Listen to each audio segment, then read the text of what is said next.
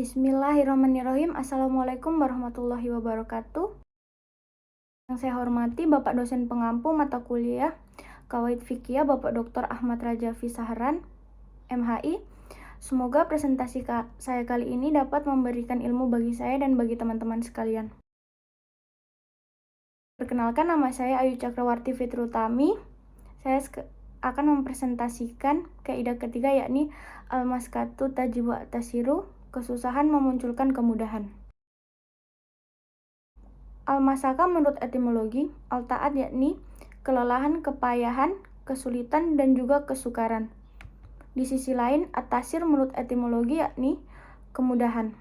Kemudian secara etimologi, masaka adalah kesukaran yang dihasilkan dari mengerjakan sesuatu perbuatan di luar kebiasaan. Sedangkan at-tasir artinya adalah sesuatu kemudahan atau keringanan. Maka dari itu, maksud dari kaidah ketiga yakni al-maskatu tajibu al-tasiru, yakni adalah sesuatu yang menyulitkan itu dapat menimbulkan sebuah kemudahan. Atas taklif syariah, atas dia melengkapi darurat sebagaimana melengkapi hajat. Darurat yakni apa yang harus dilakukan manusia untuk memelihara agama, jiwa, akal, keturunan, atau hartanya dari kebinasaan. Hajat adalah sesuatu yang dilakukan untuk kebaikan kehidupan, dan rukso adalah apa yang disyariatkan oleh Allah Subhanahu wa Ta'ala daripada hukum-hukum sebagai keringanan atas mukallaf dalam keadaan khusus yang menghendaki sesuatu keringanan. Kemudian adapun dalil-dalil yang penggunaannya kaidah ketiga, yakni kaidah al-maskatu tajibu al-tasiru, sangatlah banyak sekali. Dalam setiap pengaplikasiannya, setiap jenis fikih tanpa terkecuali kaidah fikih, yakni kaidah ketiga al-maskatu tajibu al-tasiru tentunya haruslah secara menyeluruh, di mana harus ada petunjuk syar'i dan dalil-dalil yang menguatkan pengaplikasiannya. Maka dari itu, kaidah ini disepakati oleh para ulama mazhab dalam pengaplikasiannya sebagai analogi dalam mengambil kesimpulan dan menemukan hukum ketiga. Berittijah umumnya dapat secara langsung bersentuhan dengan perkara-perkara hukum. Beberapa kaidah tersebut antara lain, yang pertama adalah keadaan darurat memperbolehkan, kemudian meloloskan perkara apabila dalam keadaan sempit. Yang ketiga, menyempitkan perkara apabila dalam keadaan sangatlah luas. Kemudian yang keempat, sesuatu yang diperbolehkan sebab darurat hanya diperbolehkan sekedar untuk dibutuhkan saja. Kemudian yang kelima, sesuatu yang pernah diperbolehkan sebab uzur, maka batalah ketika uzur tersebut hilang. Yang keenam, hajat itu ditempatkan pada posisi darurat, baik hajat umum maupun hajat khusus. Kemudian yang ketujuh, kemudaratan tidak membatalkan hak-hak lainnya. Yang kedelapan, kemudahan tidak dibatalkan sebab kesukaran. Beberapa pengaplikasian kaidah yang telah saya sebutkan tadi akan dibahas pada pembahasan teman-teman selanjutnya. Kemudian dalam pengaplikasian kaidah-kaidah ini tidak begitu saja dapat diterapkan sesuka hati, namun harus dicermati syarat-syarat yang melegalkan keringanan tersebut. Kemudian yang menuturkan masaka diperbolehkan yakni untuk diberikan kemudahan antara lain. Yang pertama, tidak bertentangan dengan nas. Yang kedua, kadar masaka harus lebih dari batasan kemampuan normal. Yang ketiga, masaka tersebut bukanlah keadaan yang biasa terjadi, yakni dinginnya air wudhu, teriknya matahari pada saat kita berpuasa. Kemudian yang keempat, tidak berlakunya sanksi syarah, yakni rajam zina, perihnya qudud, derita dalam jihad, dan lain sebagainya. Semua hal ini menjadi kesepakatan para ulama, terutama ulama mazhab. Syarat-syarat tersebut harus benar-benar wujud jika hendak mendapatkan kemudahan masaka atau pelanggaran terhadapnya merupakan suatu hal yang berlebih-lebihan dalam menjalankan syariat. Salih Satlan dalam kitabnya Al-Qawaid Al-Kubra menyebutkan paling tidak ada 7 sebab yang dapat keringanan oleh syara. Yang pertama, karena dalam perjalanan. Yang kedua, ketika dalam keadaan yang sakit. Kemudian yang ketiga, terancam atau terpaksa. Kemudian keempat, lupa atau lalai. Yang kelima, ketidaktahuan. Jenis ketidaktahuan yakni ada dua. Yang pertama, ketidaktahuan karena kekafiran. Kedua, ketidaktahuan syariat hukum dalam keimanan. Yang diringankan adalah pada jenis yang kedua ini, yakni ketidaktahuan syariat hukum dalam keimanan akan dimaafkan. Kemudian setelah mengetahuinya harus bertaubat kepada Allah Subhanahu wa taala. Yang keenam, kesusahan dalam bala bencana. Yang ketujuh, kekurangan cacat fisik mental di luar kebiasaan. Sebagai contoh, orang gila, anak kecil yang mendapat rukso kajian terhadap masakah. Rukso dalam terminologi adalah kemudahan atau kelunakan, pengecualian dalam haramnya mengubur dua jenazah dalam satu kuburan. Apabila calon jenazah tersebut berwasiat untuk dikuburkan dalam suatu liang lahat, maka diperbolehkan. Boleh memasukkan jenazah kedua sebelum jenazah pertama hilang.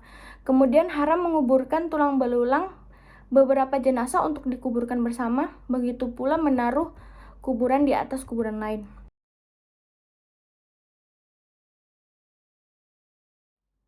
Dari hal-hal yang sudah saya jelaskan, dapat dipahami terdapat 3 pendapat. Yang pertama, haul muktamad, yakni pendapat yang paling bisa dipegangi, yakni mengubur 2 jenazah atau lebih dalam satu liang kubur adalah haram. Meskipun jenazah tersebut merupakan jenis kelamin yang sama, laki-laki dan laki-laki, perempuan dan perempuan, suami istri, anak kecil yang seperti kita ketahui bersama belum menimbulkan syahwat, bersaudara yang mahramnya, kecuali apabila jenazah pertama diperkirakan oleh ahli jenazah bahwa jenazah tersebut telah hancur dan tidak tersisa pada jenazah yang pertama. Menurut Imam Al-Mawardi, hukum menguburkan 2 jenazah atau lebih adalah makruh apabila 2 jenazah berjenis kelamin sama, bersaudara, sepasang suami istri, atau anak kecil. Maka, haram menguburkan 2 jenazah atau lebih apabila berbeda jenis kelamin. Menurut sebagian ulama lain, jika antara jenazah pertama dan jenazah kedua sama-sama berwasiat hal yang sama untuk dikuburkan di satu liang kubur yang sama, maka diperbolehkan. Namun, pendapat yang saya sebutkan barusan ditentang oleh Imam Al-Sibra Mulisi karena dianggap berwasiat pada perkara yang diharamkan, maka tidak boleh dilaksanakan. Perbedaan pendapat para ulama fikih mengenai mengubur lebih dari 1 jenazah dalam satu kuburan seperti yang telah saya jelaskan barusan adalah tidak memiliki urgensi atau tidak dalam kondisi darurat. Apabila kondisi darurat, maka hukum menguburkan lebih dari 1 jenazah dalam satu kuburan.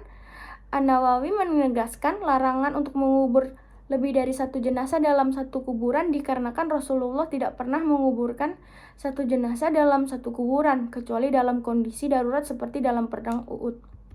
Jenis-jenis rukso sebab-sebab diberlakukannya yakni yang pertama, rukso pengguguran adalah keinginan yang mengakibatkan gugurnya ibadah yang disebabkan uzur tertentu, kewajiban sholat bagi wanita haid dan nifas, kemudian gugurnya haji bagi mereka yang tidak berkemampuan. Rukso pengurangan adalah mengurangi kadar ibadah dikarenakan suatu uzur seperti mengqashar sholat ketika dalam perjalanan dalam batas tertentu. Kemudian rukso penggantian, yakni penggantian suatu ibadah dengan ibadah lainnya, dilaksanakan suatu uzur seperti menggantikan wudhu dan mandi wajib dengan tayamum karena ketidakadaan air. Kemudian rukso keempat, yaitu rukso mendahulukan, adalah keinginan atas mendahulukan suatu ibadah seperti sholat jamak, yakni menggabungkan asar dan zuhur, kemudian mendahulukan zakat dari jatuhnya haulnya. Kemudian rukso yang kelima adalah rukso penundaan, yakni penundaan atas pengakhiran batas sesuatu ibadah seperti sholat maghrib yang dilakukan pada waktu isya dengan cara jamak. Yang keenam, rukso atas ancaman adalah keinginan yang didasari atas ancaman yang dapat membahayakan seperti memakan bangkai babi karena khawatir akan mati jika terus dalam keadaan lapar dan tidak ada makanan lainnya. Yang ketujuh, Rukso perubahan, yaitu bertukarnya bentuk ibadah, yakni sebagai contoh sholat dalam keadaan berperang menjadikan gerakan berbeda dengan sholat yang lazim dilakukan.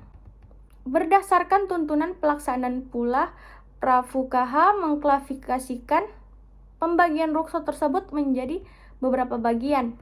Yang pertama, rukso yang wajib dilaksanakan seperti memakan bangkai, kendati itu bangkai babi dalam kondisi uzur akibat dari kelaparan dan tidak ada makanan lainnya. Kemudian yang kedua, rukso yang sunnah dilaksanakan yakni mengqashar sholat yang jarak tempuhnya telah sampai pada kadar yang telah ditentukan oleh ulama. Yang ketiga, rukso mubah dilakukan yakni jual beli salam. Yang keempat, rukso yang baik dilakukan seperti menyeika sepatu kulit yang dipakai pada musim dingin. Yang kelima, rukso lebih baik ditinggalkan adalah mengqashar sholat kurang dari 3 marhalah menurut sebagian fuqaha. Kemudian dari yang telah saya jelaskan tadi, saya menarik kesimpulan dari makalah saya yang telah saya presentasikan, yakni masakah atau kesukaran menurut istilah jika sesuatu perkara ditemukan kesukaran dalam sesuatu maka ia penyebab syar'i yang digunakan untuk mempermudah, meringankan, atau menghapus suatu kesukaran dari subjek hukum pada saat kita melaksanakan aturan-aturan hukum dalam semua segi. Kaidah-kaidah yang telah saya jelaskan tadi, yang pertama adalah apabila suatu perkara menjadi sempit, begitu juga sebaliknya. Apabila suatu perkara menjadi luas, maka hukumnya menyempit. Kedua, apabila asli sukar untuk dikerjakan, maka berpindah penggantiannya. Yang ketiga, apabila tidak mungkin menjaganya, menghindarkannya, maka akan dimaafkan. Yang keempat, kemudahan atau rukso tidak boleh dihubungkan dengan kemaksiatan. Yang kelima, apabila suatu kata sulit untuk diartikan pada arti sesungguhnya, maka dapat berarti menjadi arti yang kiasan. Keenam, apabila sulit mengamalkan suatu perkataan, maka perkataan tersebut ditinggalkan. Yang ketujuh, dimaafkan pada permulaan namun tidak dimaafkan pada kelanjutan. Yang ke-8, dimaafkan pada hal yang mengikuti namun tidak dimaafkan pada hal lainnya. Demikian pembahasan makalah saya, kurang lebihnya saya mohon maaf. Untuk pembahasan seputar pembahasan saya harapkan dapat dilanjutkan diskusi untuk pertanyaan dan masukan, saya amat sangat harapkan. Wabillahi taufiq wal hidayah. Wassalamualaikum warahmatullahi wabarakatuh.